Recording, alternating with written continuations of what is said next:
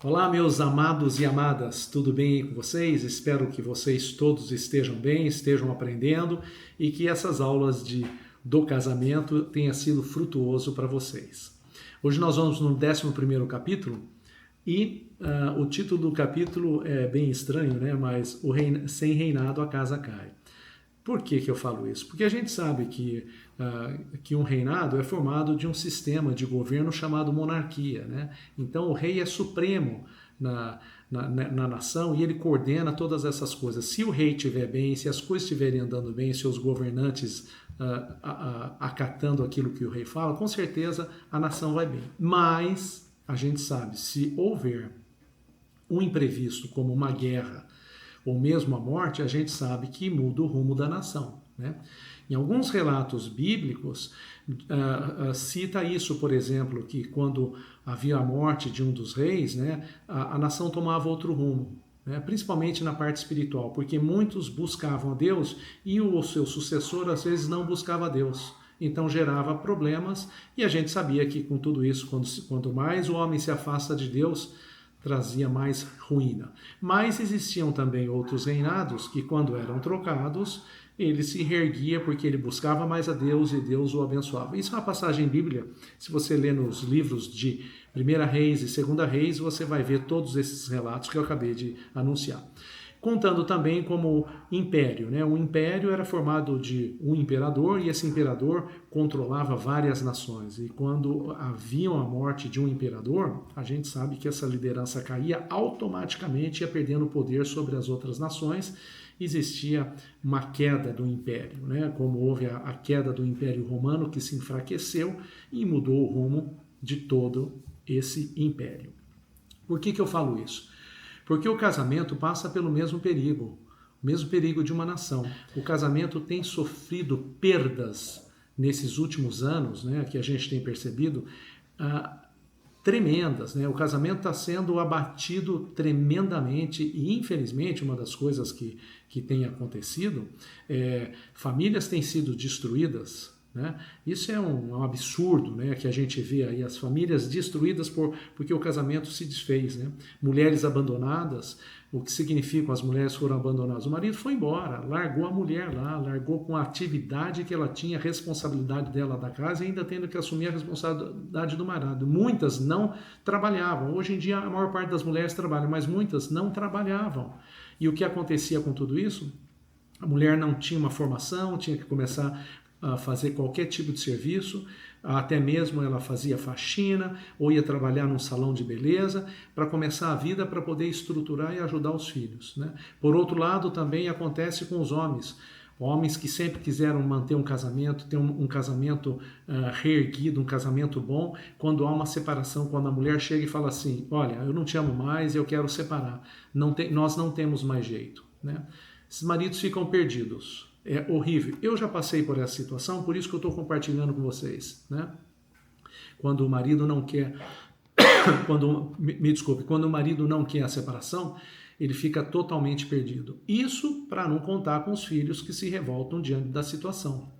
Muitos não aceitam. Por quê? Por que não aceitam? Porque os filhos amam o pai e amam a mãe. Amam os dois, né? Então, quando há um corte disso, realmente uma facada para eles. Uma outra coisa que acontece quando esses pais que se separam um dia vêm se casar novamente, torna-se uma situação mais difícil no segundo casamento, porque os filhos às vezes não aceitam o padrasto e os filhos às vezes não aceitam a madrasta, né? Que por sinal é uma coisa muito difícil e realmente às vezes o casal está tendo uma oportunidade de se reerguer novamente num novo relacionamento e isso é uma das coisas que atrapalha muito no relacionamento. Enfim, existe uma inversão de valores tremenda, né? Em todos esses sentidos. Você vê uma separação quando tem o segundo casamento, como as coisas ficam mais difíceis ainda. Hoje em dia, os filhos, por consequência disso, não querem mais casar. Não tem mais ideia do casamento. Querem estar juntos, viver juntos, e se não deu certo, tchau, cada um vai para o seu lugar e amém, graças a Deus. Isso está tornando um problema gravíssimo, né? Por que está tornando um problema gravíssimo? Porque realmente não assumem a responsabilidade nem espiritual, nem oficial, né, de terem um casamento oficializado diante da comunidade, diante da nação. E os filhos, às vezes, não têm o sobrenome do pai, o sobrenome da mãe, fica uma bagunça total, né? E depois os filhos, mais tarde, vão perceber que realmente os pais não haviam se casado e não fica legal e começa a aprender uma prática que não é legal. Então, fico pensando, onde que nós vamos chegar, né? O que nós precisamos? Nós precisamos de uma família forte, uma família estruturada, uma família que Deus deu para que a gente pudesse sobrepujar na face da terra. Quando a família está bem equilibrada, todos vão colher dos bons frutos. Quando a família não está equilibrada, alguns colhem, outros não colhem. Então é preciso ter essa harmonia, essa fortaleza e essa estrutura. Bem, vamos falar então o que nós podemos fazer. Clóvis, você falou da família e o que nós podemos fazer para evitar que esses erros perdurem ou estejam no meio do nosso casamento, no meio do nosso relacionamento. Em primeiro lugar, eu sugiro, tá? Eu sei que muitos talvez não vão concordar comigo, mas é a minha sugestão. Eu não juntaria com a pessoa, mas eu sim casaria, tá? Essa é uma sugestão que eu dou, tá? Não faça isso, porque você pode atrapalhar o seu casamento e o seu relacionamento, tá? Muitos podem concordar e outros também não concordar, mas aqui fica a minha opinião. Outra coisa importante que nós precisamos prestar atenção, mentira. Mentira não vai bem no casamento. Sabe por quê? Porque quando você começa a mentir, o que acontece? A mentira tem um tempo de validade. A minha esposa sempre fala uma coisa muito legal. A Elza, minha esposa, ela fala assim, o diabo ajuda a fazer, mas o diabo não ajuda a esconder. O que significa isso? Um dia, ou cedo, ou médio, ou mais, ou a tardar, vai cair no seu colo, a mentira vem à tona. Né? Então, cuidado, porque a mentira é um dos problemas maiores dentro do relacionamento. Uma outra coisa também que vocês devem evitar, não coloquem a sujeira embaixo do tapete. Já escutou essa expressão? Por que eu falo? O que significa isso? Não prorrogue. Se você tiver um problema, tente resolver da melhor forma possível. Não vá prorrogando. Amanhã eu falo, ela já melhorou, ele já melhorou, não vou nem tocar nesse assunto, porque se tocar vai sair briga. É bom que vocês brigam e discutem, né, um ao outro, que tem essa discussão mesmo. Discutir é válido num relacionamento. Tá? Que não seja um discutir bruto, que o homem não venha espancar a mulher, que não venha bater e que não venha usar palavras pesadas, né? Por outro lado, que a mulher não venha desrespeitar o marido, porque se ela desrespeita o marido, as coisas tornam-se complicadas também. O marido não seja bruto, nem com a mão, nem com o corpo e nem com as palavras, e a mulher não desrespeite o marido, né? Pense bem sobre isso, tá? Porque isso são coisas que atrapalham bastante no relacionamento de um casal. Outra coisa que é importante, não sobrecarregue o seu cônjuge. Por exemplo, a sua esposa está trabalhando o dia inteiro, chega à noite ou à tardezinha, ela chega, ela tem que tratar da casa, cuidar das coisas, fazer as tarefas de casa. Você, marido, procure ajudar. Eu também trabalho, mas procure ajudar. Não deixe só 100% na mão dela. Ajude, né? O que você puder, você ajude, controle as crianças, dê banho nas crianças, se vocês têm ainda crianças, se forem adolescentes, converse com adolescentes, já peça para os teus filhos, mesmo pequeno, a terem tarefa dentro de casa, não é trabalhar, terem tarefa. Você sabe que existe uma estatística que os filhos que trabalham dentro de casa, que têm tarefa dentro de casa, não trabalham, mas que têm tarefa dentro de casa, são pessoas que têm sucesso na área profissional. Comece já desde agora. Tem muita criança que fica deitada no sofá, fica no celular o tempo todo e quando o pai pede ou a mãe pede não faz nada. Não, ponha seus filhos. Ele não faz, põe seus filhos para fazer isso. Ponha de castigo, né? Não dê a mesada, não faça o gosto deles enquanto eles não começarem a ter uma tarefa que é para o próprio bem deles e para o próprio bem de vocês, né? Outra coisinha que eu queria falar é o desprezo. Não use de desprezo, tanto com o teu marido como com a tua mulher. Não use daquela palavra, eu vou dar um gelo de uma semana, um mês. Não faça isso, porque o gelo vai congelar a situação e vai se tornar pior ainda, porque a hora que descongelar, vem à tona novamente. Presta bem atenção sobre isso, são dicas que ajudam bastante no relacionamento.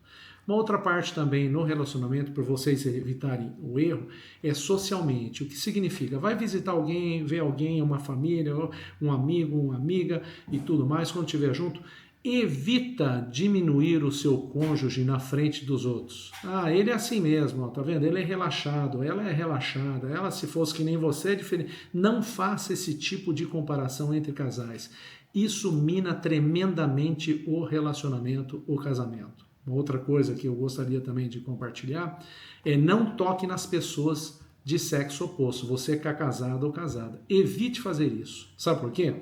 Porque o homem e a mulher têm o sexto sentido. Então, quando toca na pessoa, gera como se fosse um carinho. Ou seja, que teu oi seja um aperto de mão ou um beijo, somente isso, não passe disso. Uma coisa que eu falo, que é bem clara sobre isso, nos Estados Unidos. Eu morei nos Estados Unidos.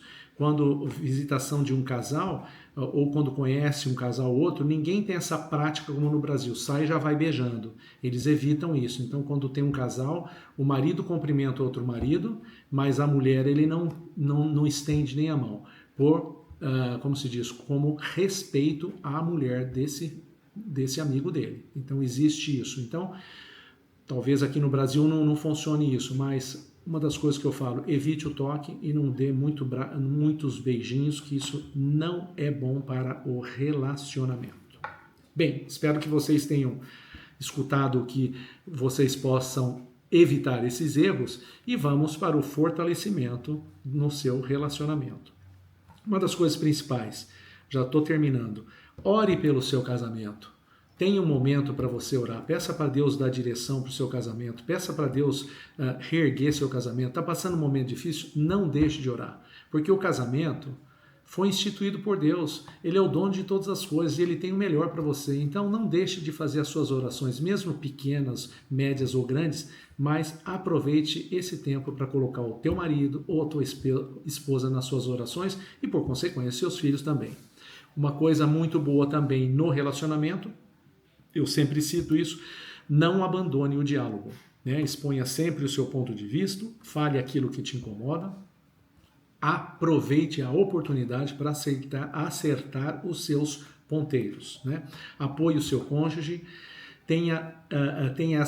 incentive o seu cônjuge. Por exemplo, a tua esposa está passando uma dificuldade porque ela está um pouquinho acima do peso. Incentive ela a fazer um exercício, vá com ela. Se ela não gosta de ir na sua academia, veja o que ela gosta, se é de uma aula de ginástica, se é um pilates, ou se é uma esteira, ou se é uma caminhada. Incentive o seu cônjuge, tanto o homem como a mulher. Né? Dê o apoio para ele. Ele e ela precisam do teu apoio em todos os sentidos. Né?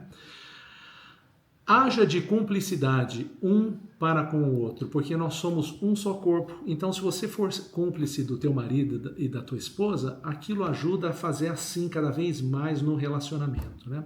Por quê? Porque a cumplicidade envolve uma parceria, envolve confiança, sabe que um pode ter apoio das decisões do que cada um toma. Né? Ser apoiado. Né? A cumplicidade é uma característica do relacionamento e principalmente nos relacionamentos amorosos, que é o nosso casamento, na nossa família e tudo mais.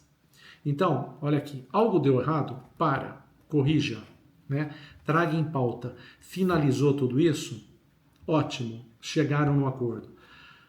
Tem filhos envolvidos no meio? Então, os seus filhos precisam saber das suas dificuldades. Você não precisa de falar coisas que vai desestruturar seus filhos, mas é bom trazer à tona certas dificuldades para os teus filhos saberem que vocês também passam por dificuldade. Reúna todos, falem sobre a dificuldade.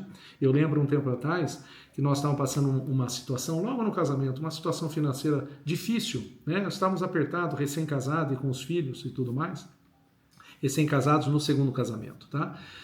Nós chamamos os filhos, né, as nossas enteadas e coisa e tal, e colocamos em pauta a nossa dificuldade. Elas puderam compreender e foi maravilhoso, nós pudemos seguir com bravura, né, todo o nosso relacionamento, e depois da decisão que tomamos, com certeza as coisas começaram a ir muito bem, porque realmente é essa característica que o casal tem que ter um para com o outro e para com os seus filhos também. Bem, meus queridos, eu fico aqui, termino por aqui, espero ter sido útil para com vocês e segue lá a frase do dia: saiba reinar no seu casamento. É isso que eu desejo para vocês, eu agradeço. Peço para vocês, não é inscrito no canal? Alguns, eu tenho várias pessoas, eu tenho uma lista grande, mas eu percebi que muitos não se inscreveram no canal. Se você tiver a oportunidade, se inscreva no canal. Você é novo, inscreva no canal, não custa nada. Sabe por quê?